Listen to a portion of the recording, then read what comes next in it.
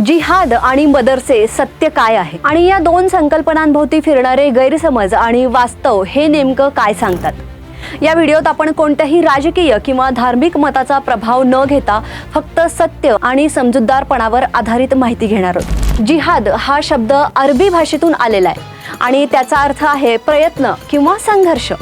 धार्मिकदृष्ट्या जिहाद म्हणजे स्वतःच्या वाईट प्रवृत्ती, लोभ, राग, अहंकार इत्यादींवरती मात करणं।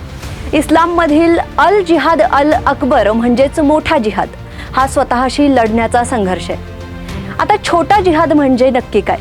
तर छोटा जिहाद म्हणजे समाजात अन्याय, अत्याचार याविरुद्ध उभं राहणं। दुर्दैवाने काही अतिरेकी संघटना याच शब्दांचा वापर चुकीच्या अर्थाने देखील करतात, त्यामुळे संपूर्ण धर्म किंवा शब्द बदनाम होतो। आता मदरस म्हणजे काय? तर मदरस म्हणजे शाळा किंवा शिक्षण संस्था।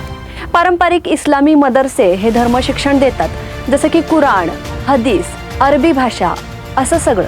तर सर्व मदरसे अतिरेकी विचार देतात हा आरोप अपूर्ण माहितीवर आधारित आहे। काही अपवादात्मक घटना झाल्या असतीलच तर त्यावर शासन कार्यवाही करतं, पण त्यामुळे संपूर्ण समुदायाला किंवा संस्था व्यवस्थेला दोष देणं अन्यायकारक ठरतं। पण या सगळ्या गोष्टींमुळे समाजात किती गैरसमज पसरलेले दिसतायत।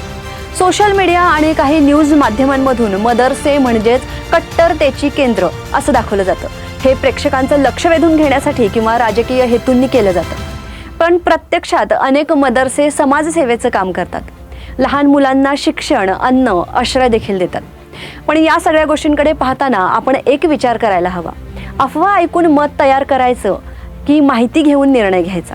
हा व्हिडिओ आवडला असेल तर, माहिती उपयोगी वाटली असेल तर शेअर करा आणि कमेंटमध्ये नक्की सांगा। आपण संवाद सुरूच ठेवूया।